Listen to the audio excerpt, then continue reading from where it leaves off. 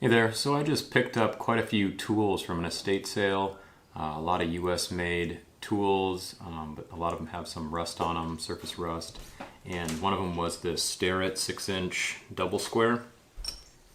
I've already started working on it, but I figured I'd start making a video. So I'm going to try to restore this, and one method I like to use for restoration is to use an ultrasonic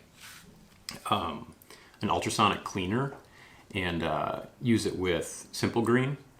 And I actually put this little knob here from the Starrett in there, and it came out perfect, which is what I expected.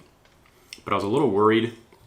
I've tried to put painted items in my ultrasonic cleaner before, and the paint comes off. I've done that with some older wrenches and stuff like that, so I was a little worried about this. So I thought I'm just going to use some high grit sandpaper on this to get this off, and it seems to be working really well on this piece here. This had quite a bit of, it wasn't like pitted with rust or anything like that, but it was really darkened and definitely looked very old and unused. And then the actual blade here, this 6-inch blade, it would be really nice to stick this in the ultrasonic cleaner, but I'm a little worried that the numbering and then also all the little lines on here aren't going to be as definite if I put it in there. It might take some of that coloration away. So I think what I'm going to do is I'm just also going to try and sand this as well. Since everything is engraved, it shouldn't really affect that if I just do the surface, and there's just some surface tarnishing or oxidation on here. So I'm going to go ahead and try and do that and see how it turns out.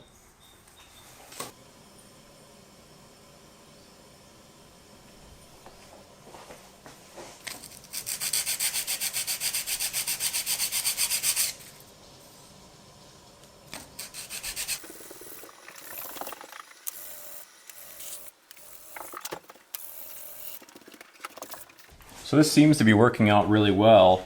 I've already taken off a lot of the oxidation from the surface. There's some ever so slight pitting on a few areas here, like by the 5. So I'm going to see if I can go down a little further and even remove that so it looks like it's smoothed out.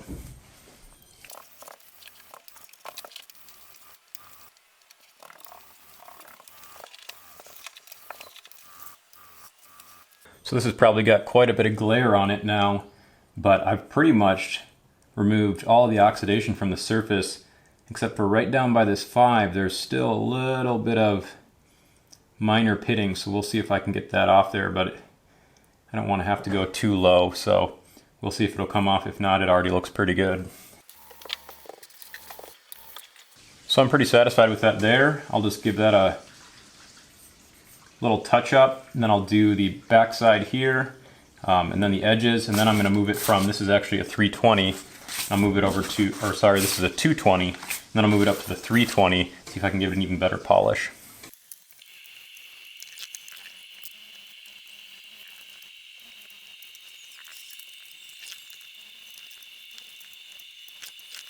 So this thing is really polishing up really nice. There's still some fine scratches on there from the 320, so I actually got some 400 as well. So I'm going to run this over the 400, also run this over the 400, and the last step will be this little groove here.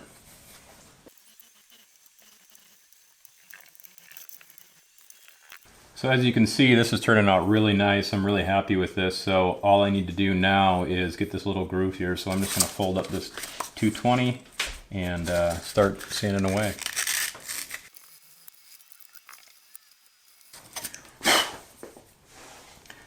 So if you take a look here, you can see I got that groove cleaned up pretty good here. Still need a little more down here, and then here you can still see all that oxidation. So now I'm just rubbing this down a bit with some denatured alcohol. I'm pulling some of that, just cleaning off some of that metal dust, clean it up a bit. And then I think I'm actually maybe going to put some paste wax on this piece here. And this is actually my first Starrett square. All my others are, most of them that I have are PEC. I actually really like the PECs. I got blemished ones and they seem to work pretty well. So, but I did pick this up at the estate sale for, it was part of a huge lot of tools, so I don't even know how much I really paid for it, a few dollars. But this is turning out to be a pretty nice square, so we'll see when we get it assembled how it operates. So I'm also going to use some of this super lube just on this little thread right here.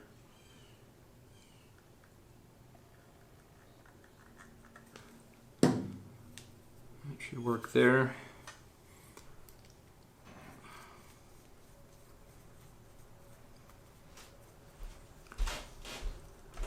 You can probably use just a tiny bit more.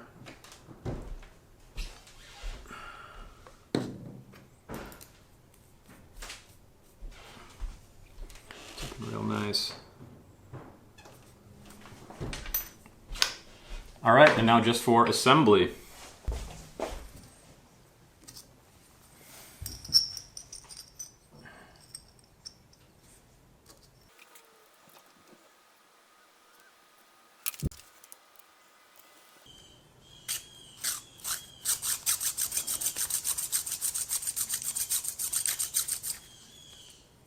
So I got this thing fully assembled. I actually put a little wax on my fingers and threw that on the blade as well. And that seems to have worked out just fine. I was just a little worried about putting wax in that groove there. I thought maybe it was gonna interfere with this locking mechanism.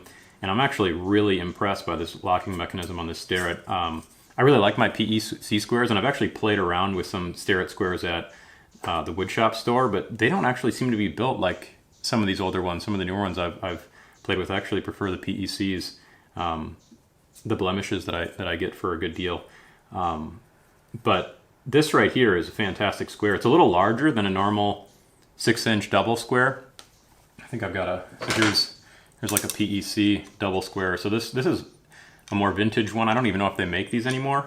I mean, I really like these, but this right here is fantastic, and especially this locking mechanism. I mean, I can't believe how much pressure I can put on there and it won't budge. Because I've even played with the newer Starrett 6 inches, the ones that look like this, and they actually feel lighter than these PECs. So I don't know if they're a lighter steel or something, but I can move them around, you know, if I put a little force on them. Same with these. I mean, they lock down good, but you can move them if you really push. This right here, I mean, it's locked. And with not a lot of force right here. So that's pretty impressive. And this thing turns real nice. So this is definitely going to be one of my favorite squares. I tend to use the 6-inch double squares more than anything. And this one's a little larger. So I really like this. Yeah. Very happy with this.